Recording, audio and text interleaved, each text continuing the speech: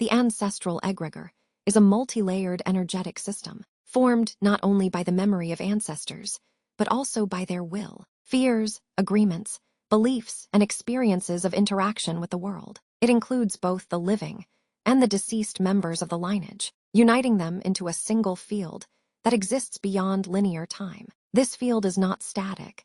It constantly redistributes energy among descendants, strengthening some lines and weakening others, depending on the tasks facing the lineage, the programs requiring completion, and those that continue to be sustained. Within the ancestral egregor, there is a hierarchy, figures of power, key ancestors through whom the main flow of energy passes, forgotten and repressed ones, whose energy is distorted or blocked. It is precisely through these nodes that problems, repeating scenarios, and resource leaks most often manifest. A person's connection with the ancestral egregor operates on several levels: biological, through blood and body; psychic, through attitudes, fears, and behavioral patterns; energetic, through channels of power and inclusion in the ancestral field; karmic, through tasks that must be lived and transformed. The ancestral egregor holds survival programs, relationship scenarios, models of dealing with money, power, strength, sexual energy. If the lineage experienced losses,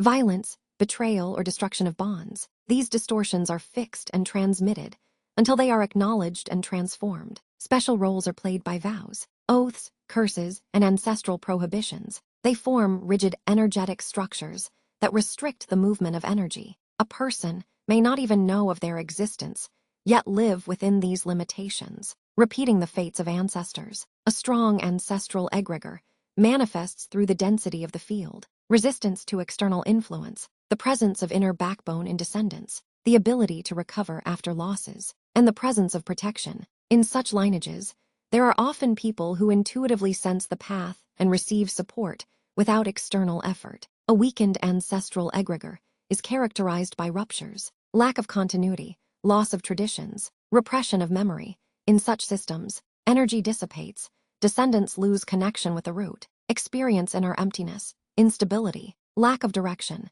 In extreme cases, this manifests as complete nullification of ancestral identity and a sense of isolation from any support. Work with the ancestral egregor begins with recognition.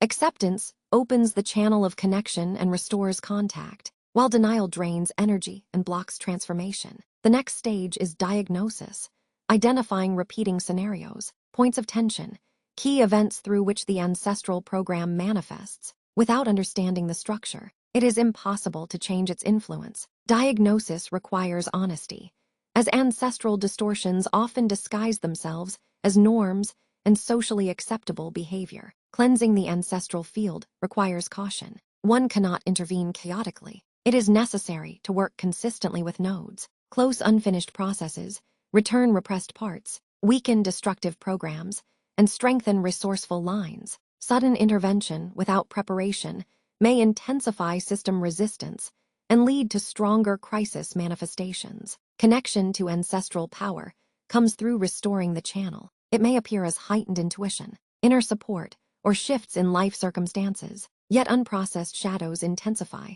The more energy flows, the more hidden aspects demand attention. A person's role in the lineage is not only to receive resources, but to process inherited experience, transform destructive programs, and complete unfinished cycles. Through this, the lineage evolves. Refusal of this role passes the same tasks to future generations in harsher form.